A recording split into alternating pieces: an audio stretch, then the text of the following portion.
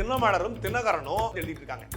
நாம் தமிழர் கட்சியை உடைப்பதற்கு சாட்டை துறைமுகன் சதித்திட்டம் தீட்டினார். இது NIA சோதனையில் வெளிவந்தது. எந்த அதிகாரி உங்கள்கிட்ட சொன்னது? பாகரன் தமிழர் எழுச்சியின் வடிவம் என்று ஐயா பழநெடுமாறன் எழுதிய புத்தகம். அதே போல திருப்பி அடிப்பேன் என்று சீமானவர்கள் எழுதிய புத்தகம். இந்த 2 புத்தகங்கள் மட்டும்தான் எனது வீட்டிலிருந்து NIA எடுத்துட்டு போனதாக NIA சொல்லுது. ஆனா தினகரனுடைய ஓனர் கலாநிதி மாறன் சொல்றாரு, சந்தேகத்திற்குரிய ஆவணங்கள் எடுத்து போனாங்க. ஏன் பெட்ரூம் கலாநிதி மாறன் எப்ப எட்டி பாத்தீங்க?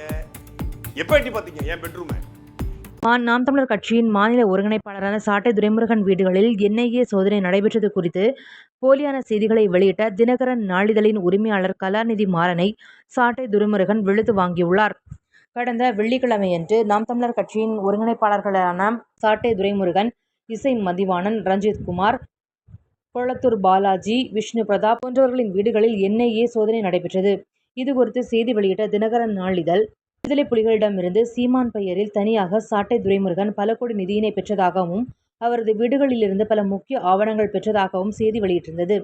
இதற்கு பதிலடி கொடுத்து பேசிய சாட்டை துரைமுருகன், வீட்டில் NIA சோதனை மூலம் கிடைத்தது 2 புத்தகங்கள் தான் என்றும் அவை பிரபாகரன் பற்றியும் சீமான் பற்றியும் எழுதிய புத்தகங்கள் தான் கிடைத்தது என்று NIA அளித்த ரிப்போர்ட்டை தன்னிடம் உள்ளது என்றும், ஆனால் இது குறித்து தினகரன் நாளிதழ் வேண்டுமென்றே போலியான செய்தி பகிர்ந்துள்ளது. அப்படியெனில் கலாநிதி மாறன் எப்பொழுது என்னுடைய பெட்ரூமை எட்டி பார்த்து சந்தேகத்துவ பொருட்களை கைப்பற்றியதை கண்டறிந்தார் என்றும், இதுபோன்ற பொய்யான செய்திகளை பதிவிட்டு நாம் தமிழர் கட்சியின் செயல்பாடுகளை முடக்க பார்ப்பதாகவும் பதிவிட்டுள்ளார்.